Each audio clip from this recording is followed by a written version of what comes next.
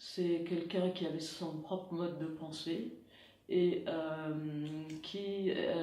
dont les propos étaient surtout, il l'a toujours assumé, de présenter une architecture qui était très humaine, hein, toujours le côté humain fondamental.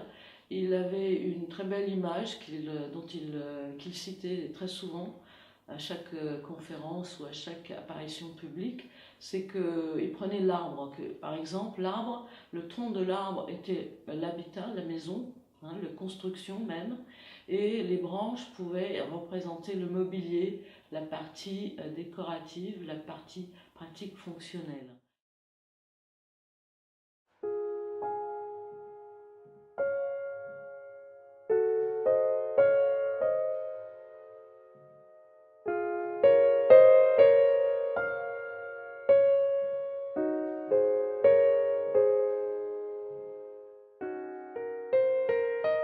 Alvar Aalto est né en 1898 dans la campagne, aux alentours de Jyväskylä et de Turku, dans ce coin-là.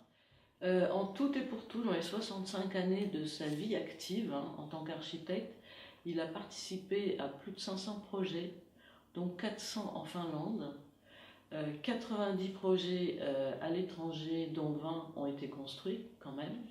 Donc il a été lui-même en fait dans la bande, le groupe d'architectes du mouvement moderne, hein, même si il est toujours resté très très autonome, très indépendant. Il ne voulait surtout pas être classé dans une catégorie.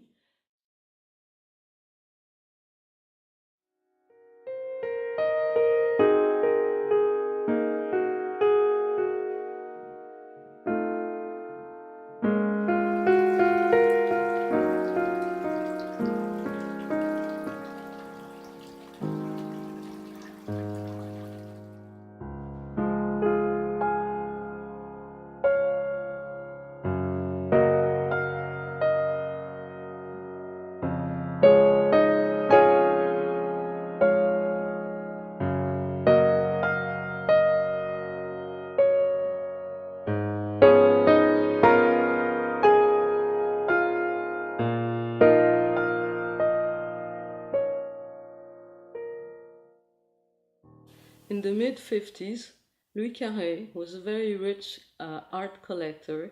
He also had an art gallery in Paris, and he decided to come and live out in the countryside. So he decided to buy this hill just in front of Jean Monnet's house, and he went to meet Alvar Aalto in Venice at the Art Biennale in summer '56, and has a crush on Aalto.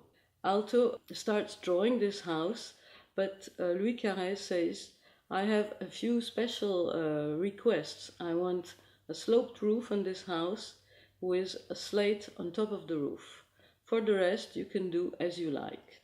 So Aalto has designed here a house which is 350 square meters on ground floor, plus 80 square meters on the first floor for service rooms.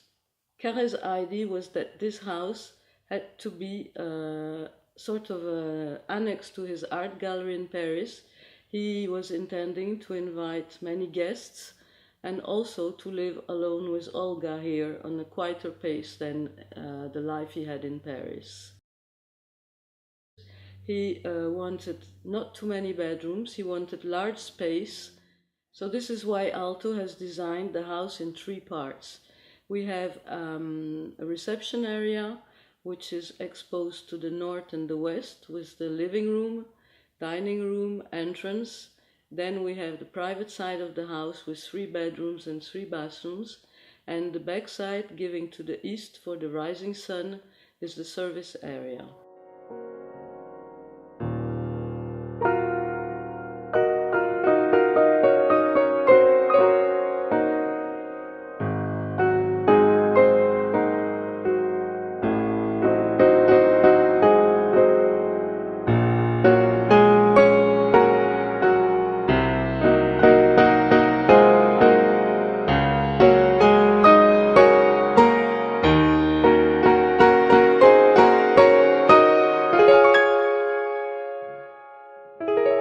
When he asked Aalto to design this house, that all the furniture, all the lighting be designed by Aalto and his team. All the lamps you will see, all the furniture you will see, some of them were specially designed for the house. Some, for instance, the piano table in the living room. Then there is a small desk, which is being used for Carré to work. And also in the dining room, a very large dining table, which is massive mahogany.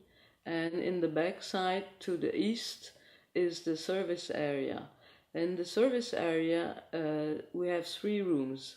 There's a pantry for storing all the tableware, then a large kitchen where everything is designed by Alvar Aalto except for the cooker. Then we have another room which is the small dining room for the staff with a door giving outside, and that was the personal entrance to the house. And they also had access to their bedrooms upstairs by a stair which is just in front of their entrance. At the south side of the property we have a nice big swimming pool, and the problem is this swimming pool has not been used very much after Louis Carré's death in 1977. And so this pool is now the subject of a restoration project, but it is taking time because this house is classified in the historical monuments in France, and we have to go through a special procedure to have this restoration done. He was really attracted by the fact that it was a barren hill. There were hardly any trees on it, and just very small trees and small bushes. And that was the main point for him. He wanted people to see this house from far away. But at the back, there was a forest on the topper hill, and this is why all these trees have grown now today, since 60 years.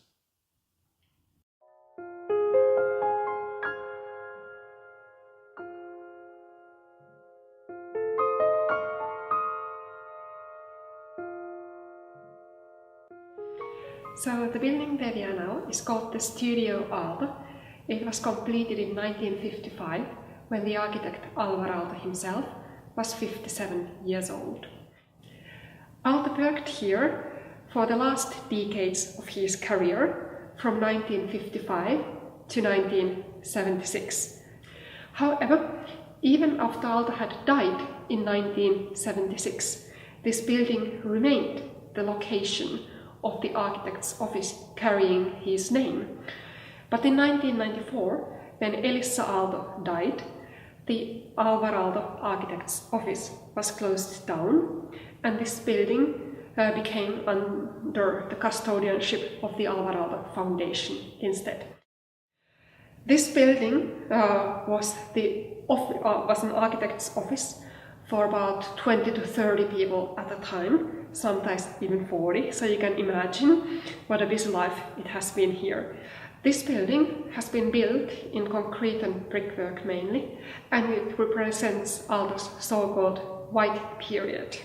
The rooms up here have been reserved for architects' creative work, and in comparison to the related dark rooms downstairs, the rooms in the upper floor are full of natural light, which Aalto seems to have appreciated a lot.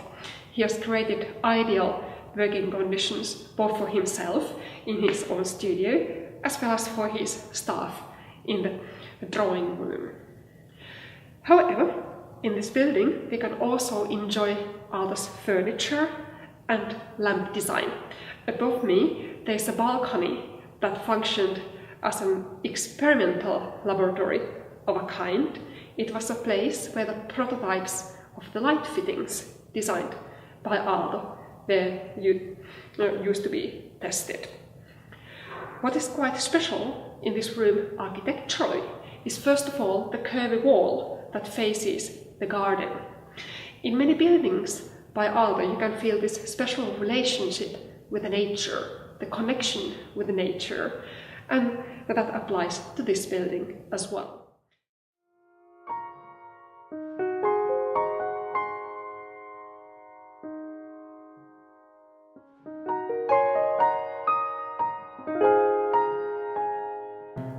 Alvar Aalto moved to Jyväskylä when he was about 5 years old, so this is his childhood town. And he got married here, and he started his family in Jyväskylä, and his early important works are located in Jyväskylä. So Jyväskylä is quite essential for Aalto's career. And Alvar Aalto Museum was a long process. He had already designed the College of Education for the Jyväskylä, and then the college started teaching art history, and at the same time a group of locals wanted to start an art museum in Jyväskylä, and of all of this was then born the idea to make an art museum for the city of Jyväskylä. And there was an Alvar Aalto society that wanted to call the museum Alvar Aalto Museum, and it was a bit, of course, for Alvar Aalto it was a bit strange idea to have a museum carry his name, but then he agreed to design the museum building, and that's where we are now. So originally Alvar Aalto Museum was the home for city of Jyväskylä's art collections. Since Alvar Aalto has become such an important part of Jyväskylä's cultural life, it became essential to dedicate this museum to Alvar Aalto's life's work. So today Jyväskylä Art Museum is in a different location, and we focus in keeping Aalto's heritage. We make exhibitions about his work. We have a permanent exhibition all the time. And then we have in Jyväskylä also Alvar Aalto's drawing archives, his letters, a huge and ever-growing photograph collection. We have objects. We collect Aalto design, and we have some of Aalto's personal belongings in the collection. So we try to be the information center of everything Alvar Aalto.